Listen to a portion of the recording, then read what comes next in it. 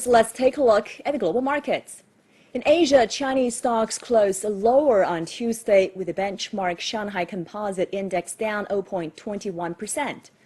Hong Kong stocks closed up 0.02% on Tuesday. The 22-5 issue Nikkei stock average shed 0.10%, marking its lowest closing level since July the 7th.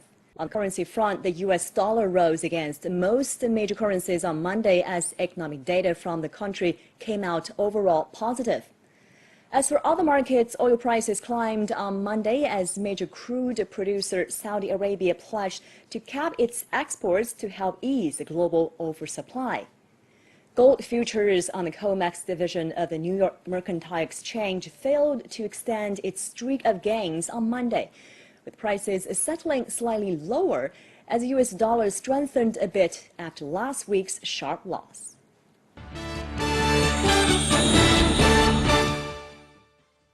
Here's the latest on the U.S. stocks market from our correspondent Sun-Oh Meng in New York. Okay, let's take a look at our stocks market. U.S. stocks closed mixed on Monday, with the Nasdaq hitting an all-time high as investors geared up for another week of earnings. This earnings season has been strong so far and pushed the major indices notched record highs recently. The latest data from Thomson Reuters show that the S&P 500 companies' blended earnings in the second quarter of 2017 are expected to rise 8.8% year-on-year, while the revenues are forecast to increase 4.6%. Meanwhile, Wall Street also awaited a two-day Federal Reserve meeting that is going to kick off on Tuesday. This is Sun-Oh reporting from New York Stock Exchange. Thank you, Omong. Now turning to agriculture futures, here's Jack Scoville in Chicago with the latest. Hi, it's been a sharply lower day in the corn and soybeans and also in the Minneapolis wheat, with Chicago and KC wheat holding more stable here at the Board of Trade. Corn conditions to the east are very uneven, and soybeans continue to be very small because it's just too wet out there, and soybeans don't like wet feet.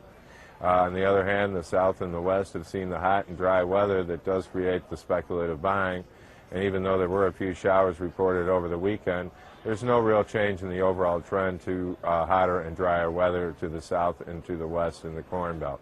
However, it's really hard to say that the spring wheat crop is going to show any significant recovery, even with these rains. A lot of these crops are really too far along, so high-protein wheat is going to continue to find good support. And that should support Minneapolis over KC and Chicago, and KC over Chicago in terms of spreads. Thanks very much. This is Jack Scoville, Vice President of Price Futures Group, here on the CME Group floor with some comments for the markets. Thank you, Jack. And we will keep you updated on the daily agriculture futures.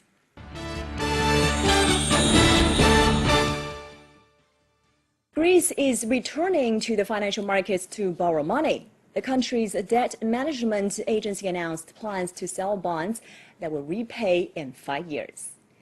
It is the first sale of government debt since 2014, when Greece made a brief return to the markets. It's being seen as an important milestone for Greece. Since 2010, the government has been dependent on bailout money to meet its borrowing needs. The bailouts began when Greece was frozen out of the financial markets. It couldn't borrow what it needed as investors become convinced it wouldn't be able to repay. And those needs were very large. In the year before the first bailout started, the deficit in the Greek government's finances was 35 billion euros, which is a lot for a small economy, equivalent to 15% of its total national income or GDP. Greece is now into its third bailout loan program. The main source of finance has been the Eurozone. For the first loan, the money came from other governments that used the currency, and EU bailout agencies supplied funds for the second too. In total, Greece has received bailout payments of more than €250 billion, and there is as much as 47 billion euros more available over the next year. A European Union trade group has warned on rising tide of protectionism in advanced economies, saying it is short-sighted and ultimately self-defeating. Eurocommerce, a trade group representing the retail and wholesale trade sector, said the latest IMF report marked a continued shift towards protectionism in advanced economies.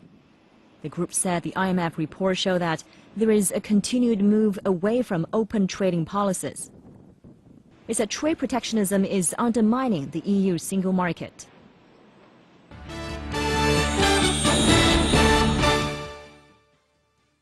Reports said the CEOs of 70 largest U.S. healthcare companies cumulatively have earned $9.8 billion in the 7 years since the Affordable Care Act was passed. According to an Axios analysis of federal financial documents, CEOs have taken home nearly 11% more money on average every year since 2010, far outpacing the wage growth of Americans. Total earnings amount to an average of $20 million per CEO per year. The biggest portion of the earnings comes in the form of vested stock, making CEOs more willing to make decisions that will raise stock prices, like selling more prescription drugs, performing more procedures and tests. The biggest problem with the current incentive mechanism is that decision-makers in the healthcare industry have little interest in controlling healthcare spending. According to USA Facts, a non-profit research corporation, U.S. national health expenditures were equal to 16.5% of GDP in 2015. The U.S. healthcare spending per capita was more than twice the average of other developed countries.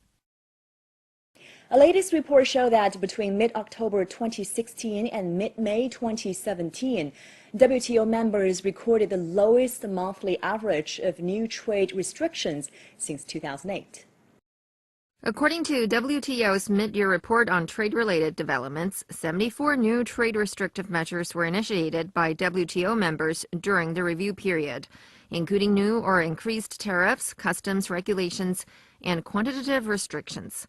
Amounting to almost 11 new measures per month, the figure is a significant decrease over the previous review period, where an average of 15 measures per month were recorded. During the same period, WTO members applied 80 new measures aimed at facilitating trade, including eliminating or reducing tariffs and simplifying customs procedures. The report urged WTO members to continue showing moderation and restraint in their use of trade restrictions, despite the persistent uncertainty facing the global economy.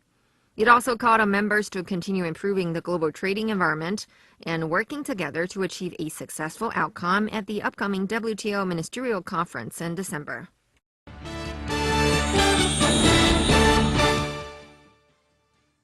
The International Monetary Fund has downgraded its forecasts for the U.S. and the U.K., predicting both countries to grow more slowly this year.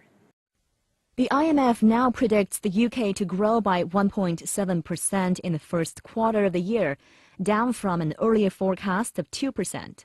The IMF has also revised down its US growth forecast from 2.3% to 2.1%. However, its overall global economic predictions remain unchanged, at 3.5% growth in 2017 and 3.6% in 2018. Looking to next year, the IMF left UK growth unchanged at 1.5%, but it downgraded its prediction for the US economy from growth of 2.5% to growth of 2.1%. The IMF said that while it had left global growth unchanged, the number masked somewhat different contributions at the country level. It said that it will continue to watch the impact of Brexit on the UK's future economic health. The IMF has revised up China's growth forecast for 2017 and 2018 to 6.7% and 6.4%, respectively, with better China prospects expected to drive global growth. The updated World Economic Outlook report came days after China posted a stronger-than-expected second-quarter performance. Supportive policy has promoted China's recent high growth rates, and we have upgraded our 2017 and 2018 forecast for China by 0.1 and 0.2 percentage point, respectively, to 2.7 and 6.4% over those 2 years.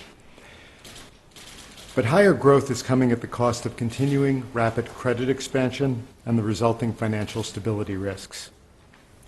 China's recent moves to address non-performing loans and to coordinate financial oversight, therefore, are welcome. China had set its full-year growth target at around 6.5%. The 6.7% forecast will leave the world's second-largest economy on a par with its growth level last year. The fund expected that China may maintain high public investment and delay fiscal adjustment to meet its target of doubling the 2010 GDP by 2020. But the IMF also warned against strong credit growth and may come with rising downside risk to medium-term growth. Abstefeld said the fund recognizes that China is going through a very important rebalancing process, which will inevitably entail a slowing path of growth. He said China's recent moves to redress non-performing loans and a coordinated financial oversight overhaul are welcome. Now, the Chinese authorities are, of course, cognizant of the problems of rapid credit growth, of non-performing loans, and have been increasingly speaking about these problems and taking measures. So we might see a more subdued pace of economic growth over the coming year. During the interview with CNC, IMF chief economist Obstfeld said China's growth will continue to be a key driver for firmer recovery of the world economy. Obstfeld said China is a big contributor to the overall growth and has a very large spillover effect to the world economy. Well, I think Chinese growth will continue to be a key driver of global growth. I think to the extent that China enters the debate on globalization in a positive way, that will be helpful for not only the G20 countries but for other countries. And the Belt and Road Initiative is a work in progress, but it offers great promise. The chief economist said China is transforming its economy from traditional manufacturing sector to a service and consumption-oriented sector. Its structural transformation and the rebalancing of its economy should lower the growth rate and put growth on a firmer basis over time. Well, we still see a process of ongoing rebalancing, which is very important to move China out of the traditional manufacturing sectors toward a more service-oriented, consumption-oriented economy. We have seen, very strong growth, and especially with the beyond our update, the new second quarter number of 6.9% was also above expectation. The economists expressed the IMF's concern on China's credit-driven growth and some vulnerabilities in its financial systems that could derail growth. But he also pointed out that the Chinese government is clearly recognizing these issues and has taken actions. Chinese government is clearly recognizing these issues, and we're seeing more officials speak out about them. Even the president has been speaking out about them. And there's not only words, there's also been action. The centralization of financial oversight, or coordination would be a better word, under the PBOC and the State Council is a big step forward that will help more effective oversight over these financial markets. Obstfeld said China has entered the debate of globalization in a positive way, which will be helpful not only to major economies but also for other countries.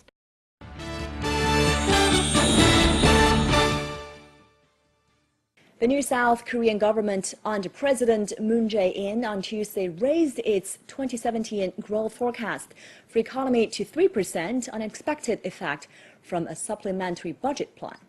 According to the report compiled by the Ministry of Strategy and Finance, the new administration revised up this year's growth outlook to 3% from 2.6%, estimated 6 months earlier. The upward revision followed the parliamentary passage on Saturday of the extra budget plan worth about $10 billion to create decent jobs and achieve the goal of income-based growth. The government forecast a supplementary budget would raise the country's gross domestic product, or GDP, growth by 0.2 percentage points this year. It was in line with the Bank of Korea's revised growth forecast of 2.8%, which did not reflect the passage of the extra budget plan. The BOK's upward revision was announced about 2 weeks ago. According to the Bank of Korea, confidence among South Korean consumers improved for the 6th consecutive month on expectations for the launch of the new government. The central bank says the Composite Consumer Sentiment Index, or CCSI, for July stood at 111.2, up 0.1 point compared with the previous month. It was the highest in 6.5 years. The result was based on a survey of more than 2,000 households conducted across the country from July the 11th to the 18th. The reading above 100 indicated optimists outnumbering pessimists. The consumer confidence continued to be enhanced since February on expectations for the economic policy of the new government, which was inaugurated on May the 10th. The continued exports recovery and the record-breaking stock market helped boost consumer confidence for 6 months in a row. Exports, which account for about half of the economy, kept a double-digit increase for 6 straight months through June. A latest survey showed that Australian consumer confidence rose 2.3%, with consumer views on economic conditions driving the rise. The ANZ Roy Morgan survey found that consumer views on Australia's current economic conditions experienced a 7.9% gain, marking a 20-week high, while the view on future economic conditions experienced a more modest 2.7% increase. Household views regarding the current financial climate in Australia also gained 1.8% year-on-year over the last week. However, this was tempered with a slight dip of 1.1% in their views on the future.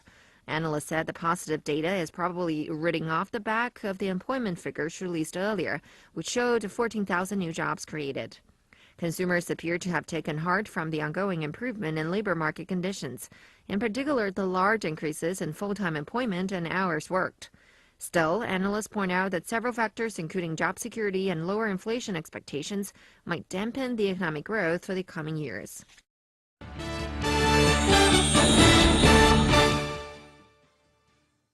Nepal's handicraft industry looks to be recovering after 2015's devastating earthquake. According to Nepal's Federation of Handicraft Association, the country exported around $71 million of handmade goods last year, including textiles, paper products, silver jewelry, and woodcrafts. The U.S. bought the most amount of goods at $23 million, followed by China, Germany, and Japan. 43% of all Nepal's total handicraft exports went to Europe, and 17% to the U.S. Consumers there particularly liked felt outfits and accessories, making it the bestseller. And all Nepali handicrafts were shipped to 80 countries around the world. China will continue seeking progress while maintaining stability for its economic work in the second half of the year. That's according to a meeting of the Political Bureau of the Communist Party of China's Central Committee on Monday. The meeting stressed that China will implement a proactive fiscal policy and prudent monetary policy with supply-side structural reform as a main theme in the latter half of the year. Authorities will maintain the continuity and consistency of policies to ensure stable and healthy economic development. Leaders at the meeting called for better handling of the relationship between stability and progress, as well as the balance, timing, and intensity of the country's economic work. To promote the supply-side structural reform, the meeting pledged measures on cutting excess capacity, deleveraging, and relieving corporate burdens. Work will also be done to diffuse local government debt risks, regulate financing activities of local authorities, and curb the growth of hidden debt. The meeting also urged efforts to stabilize the property market, encourage domestic private investment, boost employment, and attract foreign investment. The meeting comes off the back of a solid start to the year for the Chinese economy. It continued steady expansion in the first 6 months, with GDP rising 6.9% year-on-year.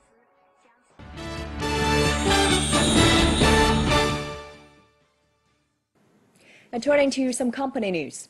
Ford Motor Company has promised to clean up harmful chemicals which polluted the soil and underground water in 1980s near one of its plants in Michigan State. The contamination comes from trichloroethylene, a solvent used as part of degreaser at Ford's transmission plant at Livonia, 37 kilometers west of Detroit. Ford agrees to pay the state some $45,000, take steps to clean the chemicals, and make plans to prevent further contamination. Trichloroethylene produces central nervous system depression, resulting in anesthesia. Ford reported in 2016 that samples with chemicals, including trichloroethylene, were found underground near its Livonia plant, but Ford claimed that they pose no health risk to residents nor to the drinking water. However, Michigan authorities have accused Ford of handling the contaminants in such a manner that may present an imminent and substantial endangerment to human health and the environment. BMW has rejected claims of having formed an agreement with other car makers to install technology in diesel vehicles, which is non-compliant with emissions regulations. BMW is facing a wave of criticism over its alleged illicit collusion with leading German car brands Mercedes-Benz, Volkswagen, Audi, and Porsche. The company denied any involvement in the most recent scandal and what has come to known as the global Dieselgate affair. Early reports said that car makers agreed to purposefully install AdBlue tanks to purify diesel emissions, which is too small to meet relevant regulations. Car makers are accused of installing illicit software to falsify results during emissions tests. In response, BMW said that BMW vehicles are not manipulated and complying with respective legal requirements. Last week, Audi announced the recall of more than 850,000 vehicles to upgrade their diesel motors. The allegations of collusion between car makers are a further blow to an industry still reeling from the emission scandal. Profits at Alphabet, the parent company of search giant Google, have been hit by the record fine imposed by the European Commission. The firm said it sees a strong growth in the second quarter, with revenue of about $26 billion, up 21% compared to the same period last year. The profits for the 3 months to June were $3.5 billion, more than 40% lower than they would have been without the fine. Alphabet's year-on-year profits fell almost 30%. Google was fined about $2.7 billion by the European Commission last month by promoting its own shopping comparison service at the top of the search results. The amount was the regulation's largest penalty to date against a company accused of distorting the market. However, Alphabet said it may challenge the fine. Mayor of London Sadiq Khan said 80,000 Volkswagen engines fitted with defeat devices were registered in London.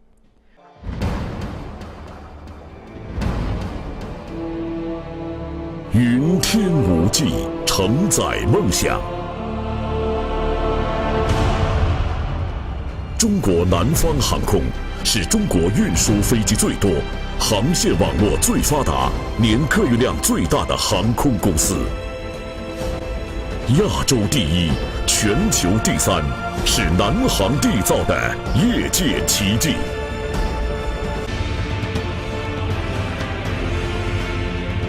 蓝天壮志情，云海谱华章。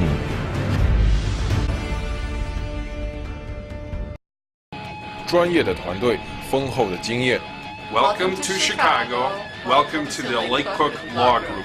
投资理财、法律咨询，芝加哥专业律师团队为您的梦想提供最安全的保障。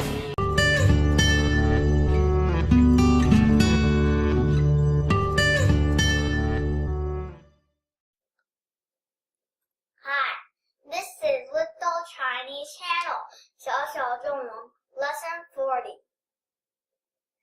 In this lesson, we will be studying these 5 radicals. If basic characters are like people, then radicals are like uniforms. When a basic character is matched with a different radical, we can make different characters. Basic characters and radicals are all building blocks. For the first radical, we use 2 dots. This radical looks like 2 drops of water,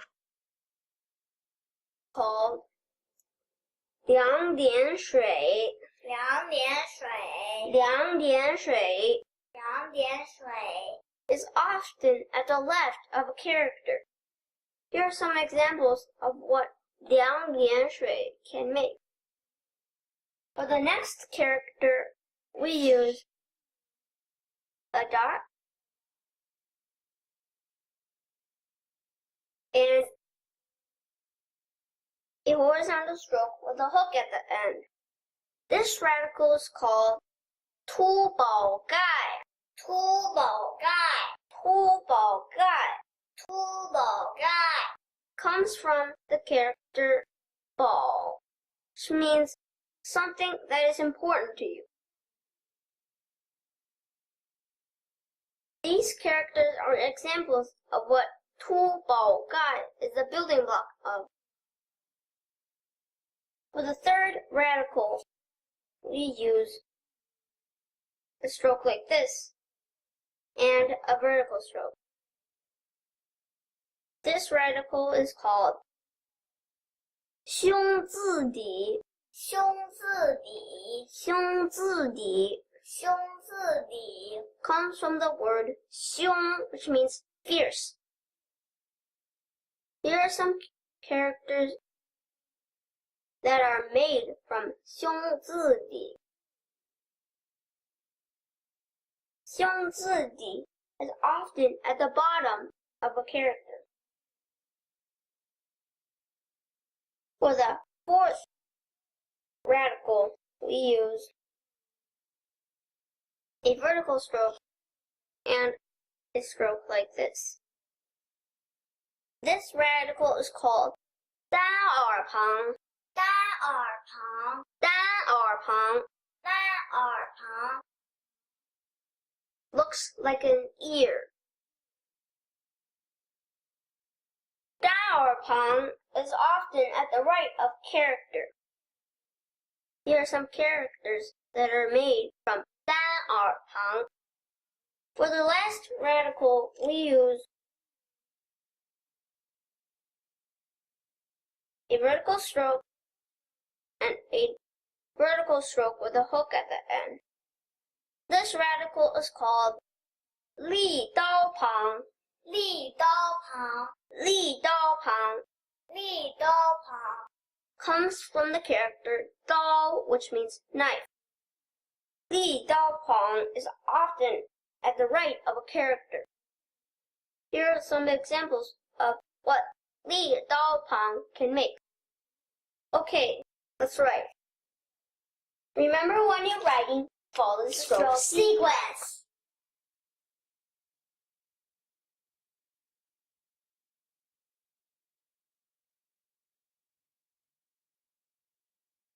Liang dian shui, 凸宝盖，兄字底，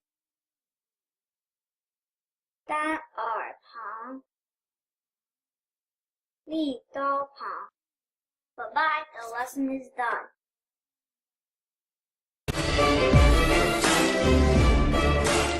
同心地产，芝加哥最大的华人中介团队，无论是家居或是商业地产，给你带来全方位的最佳服务。